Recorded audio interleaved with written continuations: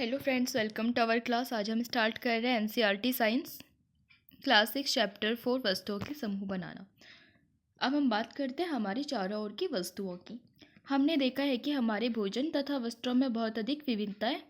हर स्थान पर इसी प्रकार की विविधता वाली अनेक वस्तु भी देखने को मिलती है।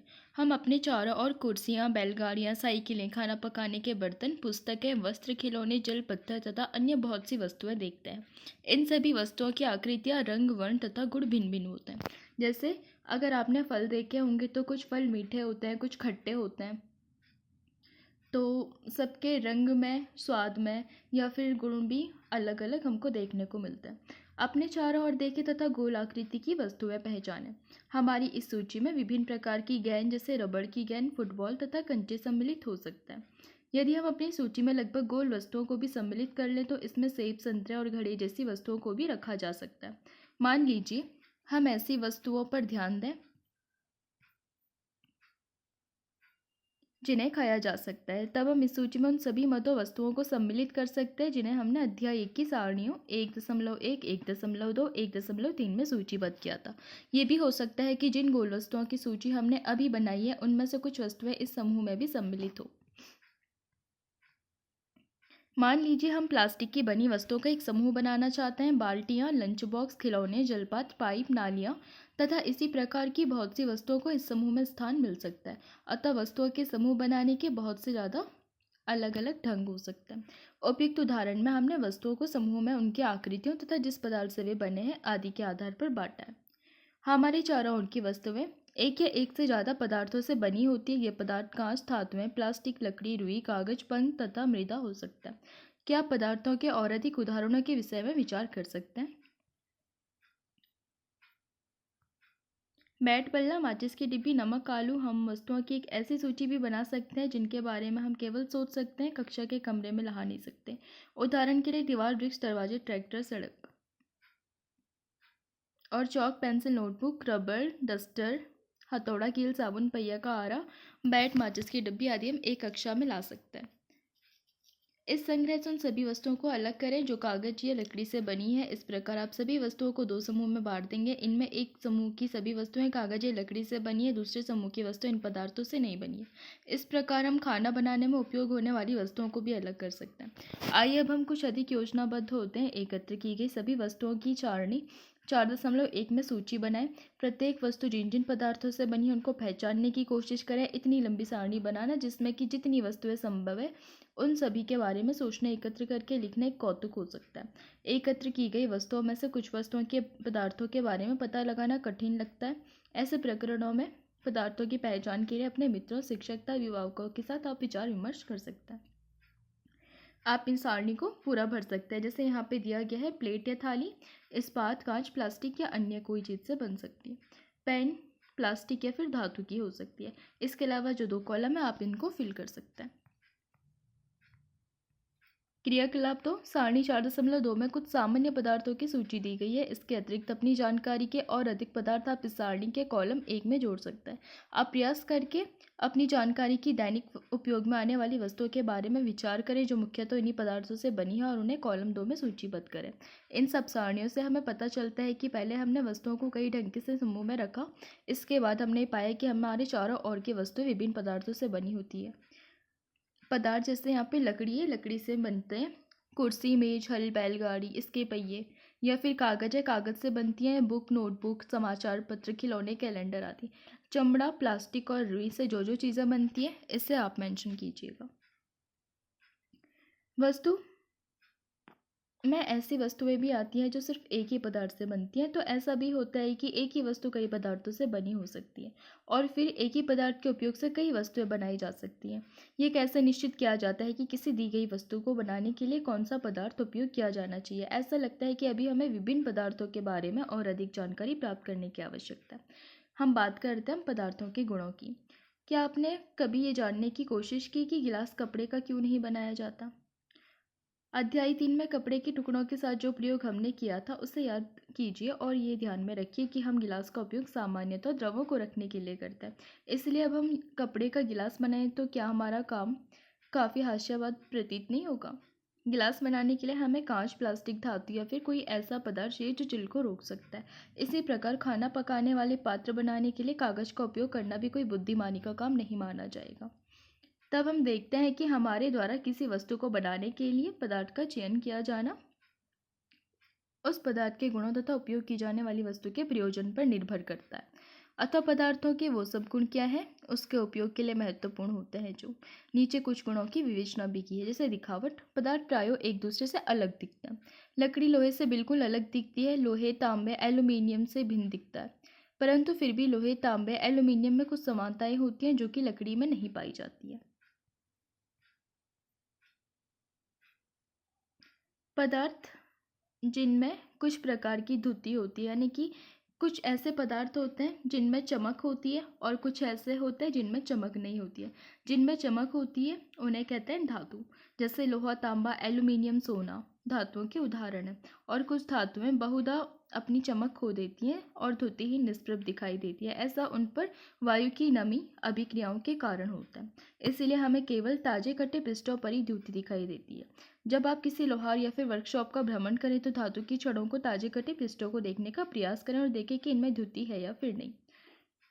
अब हम बात करते हैं कठोरता की। जब आप विभिन्न पदार्थों को अपने हाथ से दबाते हैं तो उनमें से कुछ को दबाना यानी कि संपीड़ित करना कठिन होता है, जैसे कि लोहा हो गया या लकड़ी हो गई, जबकि कुछ अन्य आसानी से संपीड़ित हो जाती हैं। धातु की एक चाबी लीजिए तथा इससे लकड़ी, एल्यूमिनियम, पत्थर का टुकड़ा, कील, मोमबत्ती, चौक या अन्य कोई पदार्थ तथा वस्तु के पृष्ठों को खरोचने का प्रयास करें। आप कुछ पदार्थों को आसानी से खरोच सकते हैं, जबकि कुछ अन्य पदार्थों को इतनी आसानी से नहीं खरोचा जा सकता। वे पदार्थ जिन्हें आसानी से संपीड़ित किया जाता है या फिर खरोचा जाता है उनको कहते हैं कोमल पदार्थ, जबकि अन्य पदार्थ जिन्हें संपीड़ित करना कठिन होता है उनको कहते हैं कठोर पदार्थ। जैसे कि रुई या स्पंज कोमल है, लकड़ी कठोर है। दिखावट में पदार्थों में विभिन्न गुण हो सकते हैं, जैसे द्युति, कठोरता, रुक्ष, खुरदुरा या फिर चिकना होना। क्या आप अन्य गुणों के बारे में सोच सकते हैं कि किसी पदार्थ की दिखावट का वर्णन करते हैं? विलेय या फिर अविलेय। विलेय मतलब जो पानी में घुल जाता है और अविलेय मतलब जो उसमें नहीं घुलता है। यहाँ पे क्रियाकलाप है, उसको देखते हैं। कुछ ठोस पदार्थ जैसे चीनी, नमक, चाक, पाउडर, बालू, रेत तथा लकड़ी के बुरादे के नमूने एकत्र कीजिए। कांच के 5 गिलास लीजिए। प्रत्येक गिलास के लगभग 2/3 भाग में जल भरिए। पहले गिलास में कुछ मात्रा में चम्मच भरकर चीनी, दूसरे में नमक तथा इसी प्रकार शेष गिलासों में अन्य पदार्थ मिलाएं। प्रत्येक गिलास के अंतर वस्तु को चम्मच से विलोड़ित कीजिए, यानी कि धीरे धीरे उसमें मिलाइए। कुछ मिनट तक प्रतीक्षा करें, प्रेक्षण करें कि और पता लगाएं कि जल में मिलाए गए पदार्थों का होता क्या है। अपने प्रेक्षणों को सारणी 4.3 में दर्शाए अनुसार नोट करें। जैसे यहाँ पर है, नमक के पूरी तरीके से घुल जाता है, यानी कि ये क्या हो गया, विलेय। चीनी है, ये भी क्या होती है, विलेय। बालू, चौक का पाउडर, लकड़ी का बुरादा, ये आप बताइएगा। आप ही पाएंगे कि कुछ पदार्थ जल में पूर्णतः घुल जाते हैं, अर्थात घुल गए यानी कि विलीन हो गए, तो हम कहते हैं कि ये पदार्थ जल में विलेय हैं। अन्य पदार्थ जल के साथ मिश्रित नहीं होते तथा काफ़ी समय तक गिलास में विलोड़ित करने पर यानी कि उसको धीरे धीरे हिलाने पर भी जल में लुप्त नहीं होते, इन्हें कहते हैं अविलेय। अगर हम सिंपल सी लैंग्वेज में बात करें, यानी कि जो पानी में घुल गए उनको कहेंगे विलेय, जो पानी में नहीं घुले उनको कहेंगे अविलेय। चूंकि जल बहुत से पदार्थों को विलीन कर सकता है, इसीलिए हमारे शरीर के प्रकारों में इसकी एक महत्वपूर्ण भूमिका है। क्या द्रव भी जल में विलीन हो जाता है? जैसे यहाँ पे क्रियाकलाप दिया हुआ है। सिरका, नींबू का रस, सरसों का तेल या नारियल का तेल, मिट्टी का तेल या अन्य किसी द्रव के नमूने एकत्र करें। कांच का एक गिलास लीजिए, इससे आधा जल से भरें। अब इसमें चम्मच भरकर कोई द्रव मिलाएं और भली भांति उससे धीरे धीरे हिलाएं। इसे 5 मिनट के लिए छोड़ दें। प्रेक्षण करें क्या ये द्रव जल के साथ मिश्रित हो जाता है। अगर आप देखेंगे तो सिरका, नींबू का रस तो मिल जाएगा कहीं ना कहीं, लेकिन जैसे जो तेल है, सरसों का तेल और नारियल का तेल, वो पूरी तरीके से नहीं मिलता। उसकी एक लेयर आपको ऐसे दिखेगी पानी में। ये होता है पृष्ठीय तनाव के कारण। जितने अधिक अन्य आद्रव आपको उपलब्ध हो सके उन सभी के साथ इस प्रयोग को दोहराएं। हम ये देखते हैं कि कुछ द्रव जल में पूर्णतः मिश्रित होते हैं, कुछ अन्य द्रव जल में मिश्रित नहीं होते और कुछ समय तक ऐसे छोड़ देने पर अपनी पृथक परत बना लेते हैं, जैसे घी या फिर तेल में आप ऐसी चीज़ें देख सकते हैं। सिरका भली भांति मिश्रित होता है, नींबू का रस भी हो जाता है, नारियल का तेल एक लेयर बनाता है इस टाइप की, जैसे मैंने अभी बताया था। कुछ गैसें जल में विलय हैं जबकि अन्य नहीं है। सामान्यतः जल में कुछ गैसें थोड़ी मात्रा में विलीन होती है, जैसे कि जल में विलीन ऑक्सीजन गैस जल में रहने वाले जंतुओं एवं पादपों की उत्तरजीविता के लिए अत्यंत महत्वपूर्ण है। इसे कहते हैं बीओडी।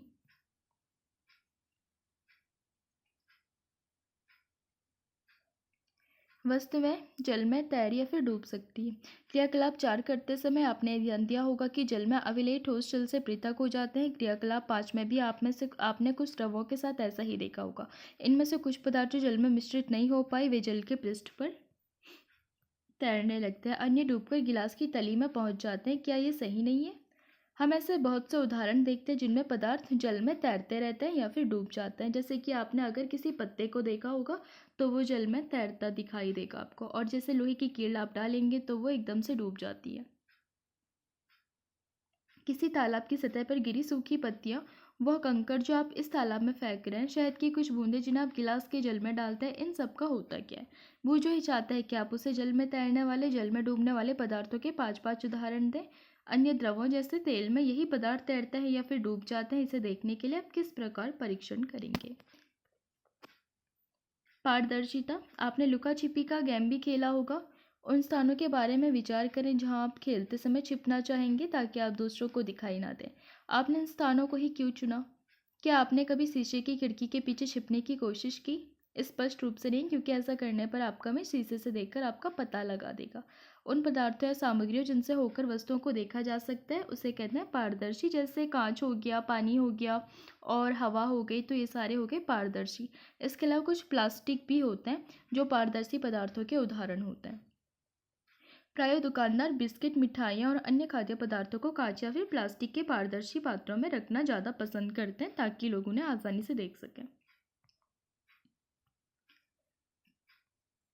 इसके विपरीत कुछ ऐसे भी पदार्थ होते हैं जिनसे होकर आप वस्तुओं को नहीं देख सकते। इन पदार्थों को कहते हैं अपारदर्शी। जैसे आप घर की दीवार से दूसरी तरफ झांक नहीं सकते। आप ये नहीं बता सकते कि बंद लकड़ी के बॉक्स या फिर गत्ते के डब्बे या फिर धातु के पात्र के अंदर रखा क्या है। लकड़ी, गत्ता या फिर जो धातुएं हैं वो होती हैं अपारदर्शी पदार्थ। क्या अब हम ये समझ सकते हैं कि हम बिना किसी भ्रांति के सभी पदार्थों एवं वस्तुओं को पारदर्शी या फिर अपारदर्शी में समूहित कर सकते हैं? क्रियाकलाप 6 की बात करें तो कागज की एक शीट लें और इससे होकर किसी प्रदीप्त बल्ब को देखें।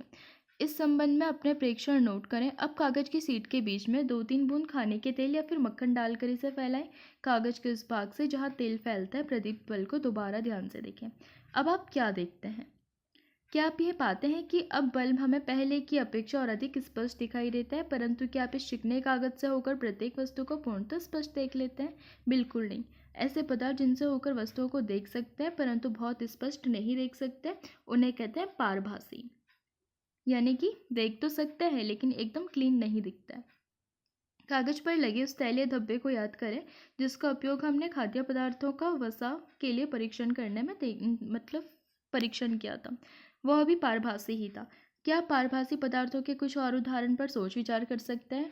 अतः हम पदार्थों को अपारदर्शी, पारदर्शी और पारभासी के रूप में भी समूह में बांट सकते हैं।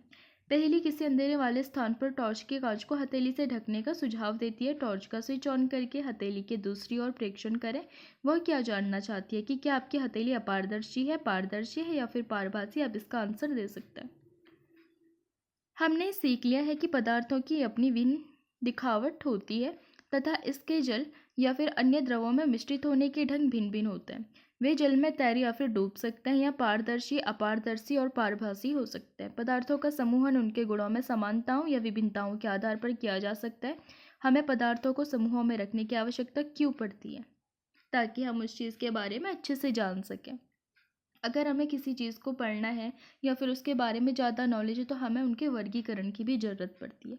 दैनिक जीवन में हम प्रायः पदार्थों का समूहन अपनी सुविधा के लिए करते हैं। घर में हम अपनी वस्तुओं का भंडारण सामान्यतः इस प्रकार करते हैं, जैसे आपने देखा होगा आपके घर में भी एक डब्बे में चीनी होगी, एक डब्बे में चाय पत्ती होगी, एक डब्बे में दाल होगी। लेकिन अगर आप सबको मिक्स कर देंगे तो क्या ये आपके लिए सही रहेगा? बिल्कुल भी नहीं। इस प्रकार की व्यवस्था द्वारा हम आसानी से उनका पता लगा सकते हैं। इसी प्रकार कोई पंसारी प्रायः सभी प्रकार के बिस्कुटों को अपनी दुकान के एक कोने में रखता है, सभी साबुनों को एक अन्य स्थान पर, जबकि अनाज तथा दालों के भंडारण किसी अन्य स्थान पर रखता है। इस प्रकार के समूहन के लाभप्रद होने का एक दूसरा कारण भी है। पदार्थों को इस प्रकार समूहों में बांटकर उनके गुणों का अध्ययन तथा इन गुणों में किन्हीं भी पैटर्नों का अवलोकन करना सुविधाजनक बन जाता है। इसके विषय में और अधिक अध्ययन हम उच्च कक्षाओं में करेंगे। तो यहाँ पर कुछ शब्द है कठोर, यानी कि जिन्हें हम दबा नहीं सकते हैं, यानी कि जिन्हें संपीड़ित नहीं किया जा सकता है, जैसे लकड़ी हो गई या फिर लोहा हो गया। अविले यानी कि जो पानी में नहीं घुलते हैं, लाइक जैसे बालू हो गई। द्युतिमय चमकीला यानी कि जिनकी चमक होती है, जैसे कि सोना हो गया, चांदी हो गया, और ये गुण होते हैं ज़्यादातर धातुओं में। पदार्थ आपको पता ही होगा, धातु यानी कि जिनकी अपनी एक चमक होती है या फिर जिनमें संपीड़न का गुण थोड़ा बहुत होता है बट ज़्यादा नहीं होता है।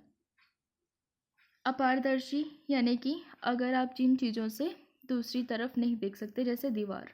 रुक्ष यानी कि खुरदुरा, आपको पता होगा खुरदुरा का देख सकते हैं हम, जैसे कोई दीवार हो गई तो खुरदुरी भी होती है। एंड एक लकड़ी के पृष्ठ को देखना तो आपको खुरदुरा प्रतीत होगा। विलेय यानी कि जो पानी में घुल जाते हैं। पारभासी जिनसे स्पष्ट रूप से नहीं देखा जा सकता, जैसे तेल लगा कागज। पारदर्शी जिससे साफ साफ दिख जाता है, लाइक जैसे कांच हो गया, हवा हो गया और पानी हो गया। तो हम चैप्टर से क्या समझे? हमारे चारों ओर की वस्तुएं अनेक प्रकार के पदार्थों से बनी है। किसी दिए गए पदार्थ का उपयोग बहुत सी वस्तुओं के निर्माण में किया जा सकता है। किसी वस्तु को केवल एक ही पदार्थ से भी बनाना संभव हो सकता है, या उसे विभिन्न प्रकार के पदार्थों से भी बनाया जा सकता है। जैसे अगर आप नॉर्मली अगर वाटर को भी देखोगे तो उसमें दो मॉलिक्यूल होते हैं हाइड्रोजन के और एक होता है ऑक्सीजन का, यानी कि ये दो पदार्थों से मिलकर बना। पर हम इसमें इन्हें पदार्थ न कह के तत्व कहेंगे। विभिन्न प्रकार के पदार्थों के गुण भिन्न भिन्न होते हैं। कुछ पदार्थ दिखावट में चमकदार होते हैं जबकि अन्य नहीं होते हैं। जैसे धातुएं, जो चमकदार है वो हो गई धातुएं, जो नहीं हुई वो हो गई अधातुएं। और कुछ खुरदुरे होते हैं। इस प्रकार कुछ पदार्थ स्पर्श करने पर कठोर लगते हैं तो कुछ कोमल लगते हैं। जैसे कठोर पदार्थ में अभी बहुत सारे एग्जाम्पल देते हैं, जैसे लकड़ी हो गया, और कोमल में जैसे रुई देख सकते हैं आप, या फिर स्पंज देख सकते हैं। कुछ पदार्थ जल में विलेय होते हैं जबकि कुछ अविलेय होते हैं। विलेय पदार्थ जैसे चीनी, नमक हो गया। अविलेय यानी कि बालू हो गया। कुछ पदार्थ जैसे कांच पारदर्शी होते हैं, कुछ अन्य जैसे लकड़ी एवं धातुएं अपारदर्शी होते हैं। कुछ पदार्थ पारभासी होते हैं, जैसे कि तेल लगा कागज हमने अभी अभी देखा था। या फिर अगर किसी कांच की जो सतह है वो घिसी होगी और हम उससे देखने की कोशिश करेंगे, हमें स्पष्ट नहीं दिखाई देगा, धुंधला धुंधला सा दिखाई देगा। पदार्थों को उनके गुणों में समानताओं या विभिन्नताओं के आधार पर समूहों में बांटा जाता है ताकि हम उसको आसानी से उसका उपयोग कर सकें और हमें कठिनाई ना हो। वस्तुओं को सुविधा और उनके गुणों के अध्ययन के लिए एक साथ समूहित किया जाता है। ये भी बहुत ज़्यादा इंपॉर्टेंट है। लकड़ी से बनाई जा सकने वाली 5 वस्तुओं के नाम लिखें। निम्नलिखित में से चमकदार पदार्थों का चयन करें और निम्नलिखित वस्तुओं का मिलान उन पदार्थों से करें जिनसे उन्हें बनाया जाता है। याद रखिए कि कोई वस्तु एक से अधिक पदार्थों से मिलकर भी बनी हो सकती है तथा किसी दिए गए पदार्थ का उपयोग बहुत सी वस्तुओं को बनाने में भी किया जा सकता है। यहाँ पर है वस्तुएं पुस्तक, गिलास, कुर्सी, खिलौना और जूते। पदार्थ हैं कांच, लकड़ी, कागज, चमड़ा और प्लास्टिक। आप चाहे तो इन क्वेश्चंस के आंसर कर सकते हैं और कमेंट सेक्शन में आंसर दे सकते हैं। तो आज के लिए इतना ही। अगर आपको पसंद आए तो लाइक कीजिए, शेयर कीजिए, सब्सक्राइब कीजिए और थैंक्स टू वॉचिंग।